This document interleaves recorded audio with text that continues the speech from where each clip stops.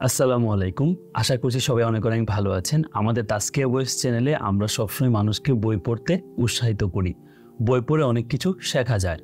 কিন্তু বই পড়ার বাইরেও আমাদের জীবন থেকে অনেক ফিলোসফি আমরা শিখতে পারি। সামাজিক পারিপার্শ্বিক অবস্থা থেকে অনেক কিছু শিখতে পারি। তেমন একটা গল্প আমি আপনাদের সাথে শেয়ার করব। সেটা হচ্ছে টুনটুনি পাখির গল্প। আমরা যারা গ্রামে বড় হয়েছি অনেক পাখি ধরেছি, অনেক পাখি আমরা পুষেছি।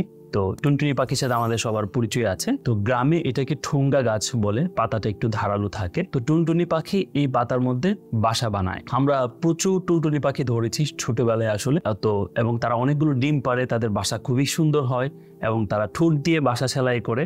আপনারা যারা জানেন আশা করছি বিষয়টা রিলেট করতে পারবেন। এবং আমরা ছোটবেলায় গল্প ছিল যে তাদের নাকি একটা সোনালি একটা সুই থাকে, ওইটা দিয়ে তারা বাসাটা তৈরি করে, সেলাই করে। বাসাটা খুবই সুন্দর একটা বাসা।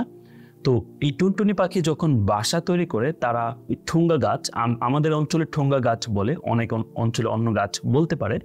তো এই টুনটুনি পাখি খুবই শক্ত, মজবুত, সতেজ দুইটা পাতাকে সিলেক্ট করে, এই দুইটা পাতাকে সে একসাথে নিয়ে এসে তারপর সেটাকে সেলাই করে, তারপর এটার ভিতরে সে খড়কুটা সুন্দর করে রাখে। এটা হচ্ছে তার বাসা। তো এইখানে এটা দেখে আমি একটা বিষয় শিখতে পারছি এবং শিখেছি আমার জীবনে। সেটা হচ্ছে টুনটুনি পাখি এমন একটা জায়গায় বাসা তৈরি করছে যেখানে পাতাটা স্থায়ী না।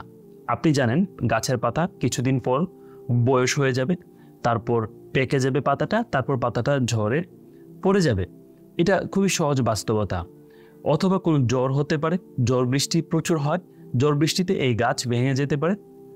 এই গাছগুলো খুবই নরম, খুবই ছোট, যে কোনো সময় এই গাছ ভেঙে পড়ে যেতে পারে, এই পাতা ভেঙে পড়ে যেতে পারে। এগুলো খুবই কমন থিংস। তো একইভাবে আমি আমার জীবনে যে জিনিসটা শিখেছি যে টুনটুনি পাখি কি জানে না যে এই পাতাটা অস্থায়ী? সে কি জানে না যে এই পাতাটা কিছুদিন পর ভেঙে পড়ে যেতে পারে?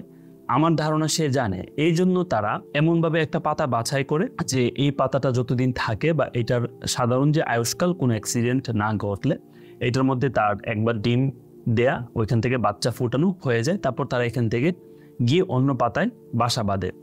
কত অস্থায়ী একটা বিষয় এই যে বিষয়টা।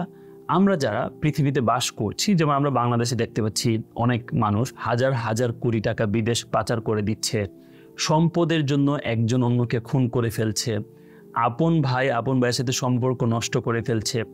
টাকার জন্য একজন পুরুষ যত নিচে নামা যায়, যত খারাপ হওয়া যায়, সবগুলো সে করছে।